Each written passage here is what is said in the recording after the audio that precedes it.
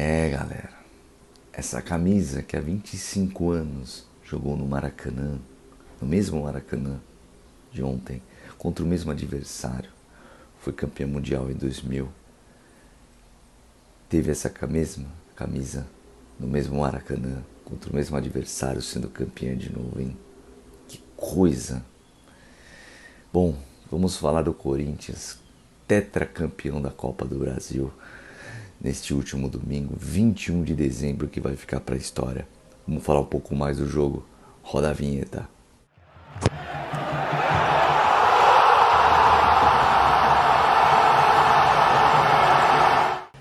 Antes de mais nada, já peço encarecidamente para você deixar o seu like, se inscrever no canal, comentar e ativar as notificações, tá?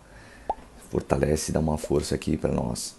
Bom, antes da gente começar a falar do jogo em si desse domingo, vamos falar um pouco de como as duas equipes chegaram, de como era o clima.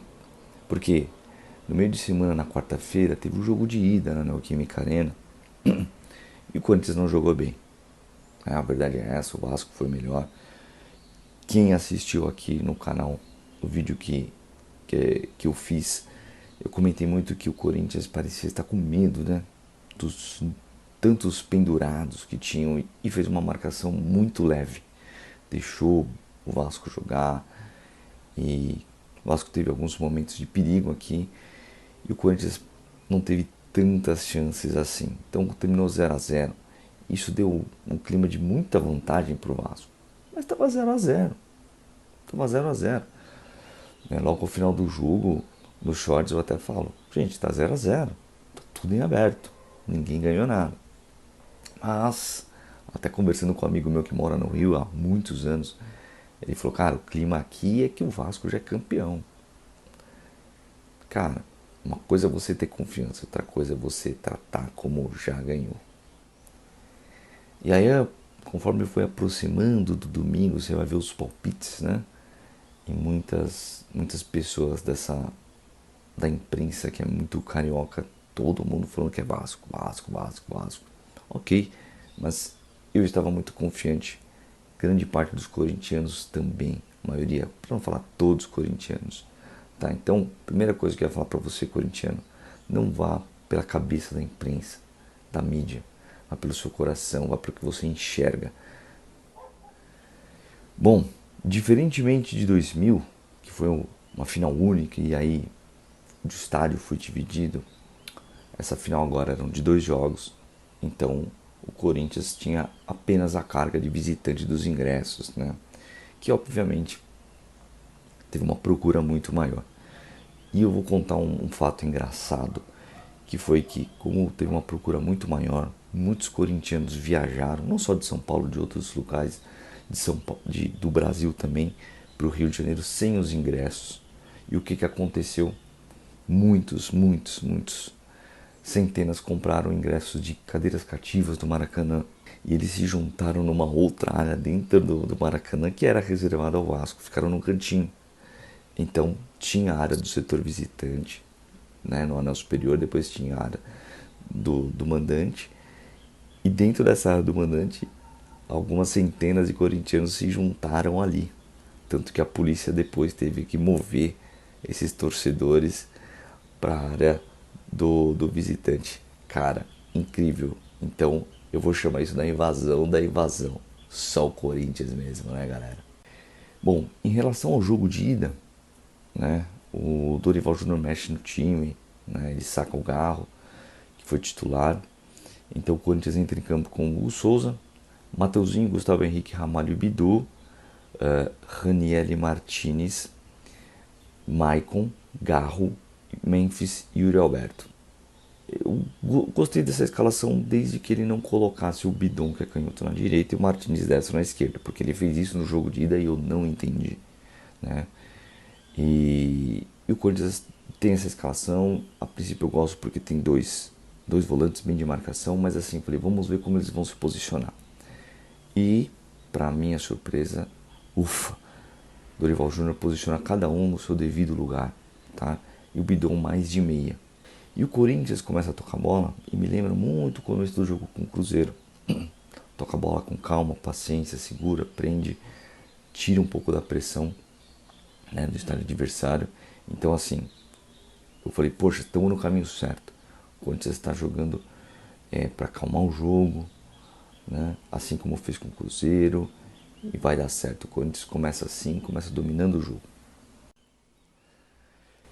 E numa dessas saídas de bola, o Ranieri, que em vários momentos deslocou ali como terceiro zagueiro, ele vai sair jogando, ele vira o jogo pro Mateuzinho, o Mateuzinho recebe bem na lateral direita, ali domina, deixa a bola pingar e pega e joga pro Yuri Alberto.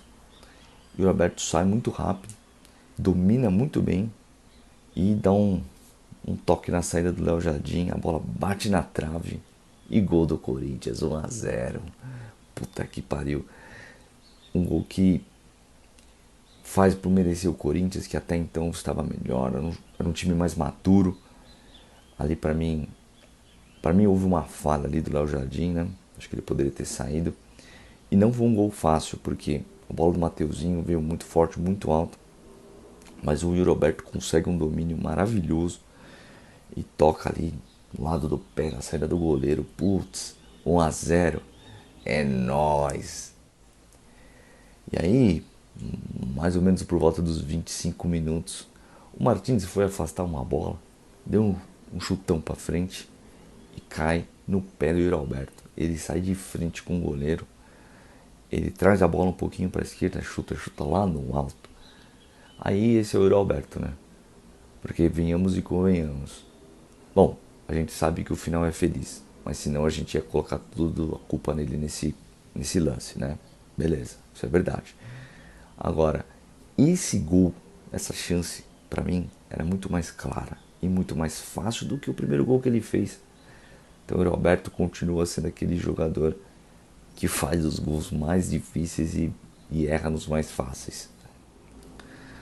Bom, a partir daí o Corinthians diminui um pouco o ritmo, o Vasco obviamente também aumenta, sente a necessidade de ir para frente, começa a melhorar. Tenta puxar a sua torcida, né? E aí aos 40 minutos ele faz o gol, né? O Ranieri está jogando errado no meio de campo, né? Ele erra um passe.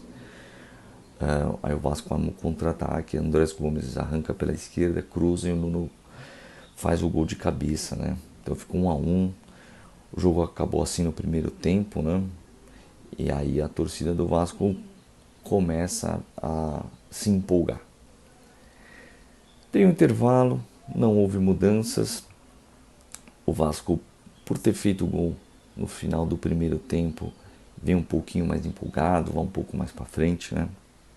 Mas, eis que por volta dos 17 minutos do segundo tempo, Martins rouba uma bola na lateral direita e toca pro Bidon no meio. Ele dá um drible espetacular no Barros, acho que é o volante dos caras. Mas na hora que saiu aquele drible, eu falei, o que é isso? E me lembrou de um lance de Dennis Bergkamp. Você que é mais novo aí não deve saber, mas foi um atacante holandês assim, fenomenal. Jogou muito no Arsenal, na seleção holandesa também. E ele dá um drible, não sei nem como explicar, um drible de costas, um drible da vaca de costas. Ele arranca e o Corinthians sai em 4 jogadores contra 3 do Vasco. Ele abre pro Mateuzinho. O Mateuzinho recebe com calma, olha pro Yuri, o Yuri dá o tempo certinho para não ficar impedimento. Recebe dentro da área, o Léo Jardim sai, ele toca pro meio da área e Memphis, de carrinho, faz o 2-1. E aí, galera, o bando de loucos começa a gritar no Maracanã. E aí só um detalhe, há 3 anos atrás, o Roger Guedes de carrinho, numa final de Copa do Brasil, perdeu o gol. Ou seja, aquele carrinho não entrou. Podia ser um gol que fosse decisivo para dar o título para nós. Mas esse ano, graças a Deus, entrou, hein? A partir daí, Diniz começa a colocar vários atacantes, empurra o Vasco para frente. Ele não tinha o que fazer mesmo, né? Só que assim, o Vasco ficou com a bola, ficou com a bola.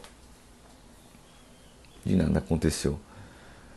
Lembro de um chute do Ryan, né, numa saída de bola, numa falta. Teve um chute forte, o Hugo Souza espalmou, mas sem perigo. Não teve outra grande defesa do Hugo, não fez milagre. Não precisou fazer milagre. Não teve bola na trave, não teve bola raspando. Então ficou com a bola e não fez absolutamente nada, não foi efetivo.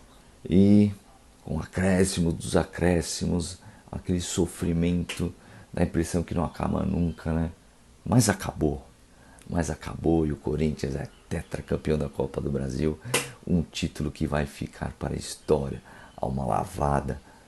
Um elenco que a gente xingou muito durante o Campeonato Brasileiro. Sim, e com razão. E com razão. Mas que na Copa do Brasil nos surpreendeu positivamente. E foi um título merecidíssimo. Galera, a gente não pode esquecer aí vamos falar dos principais personagens aí, não só do jogo, mas assim, na campanha, né, da Copa do Brasil, que curiosamente começou com um gol de Héctor Hernandes e assistência de Thales Magno. Então vamos lá, vamos falar do Hugo Souza, né? Puta, o Hugo Souza foi fundamental durante a Copa do Brasil e obviamente principalmente no jogo da semifinal contra o Cruzeiro, na disputa de pênaltis, né?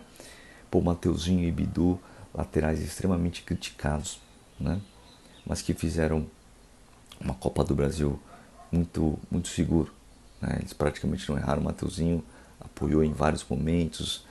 O Bidu, que estava quase descartado ano passado e consegue aí uma recuperação absurda. A dupla de zaga, né? Ramalho e Gustavo Henrique. O Ramalho que recuperou essa vaga de titular há pouco tempo e recuperou muito bem, né?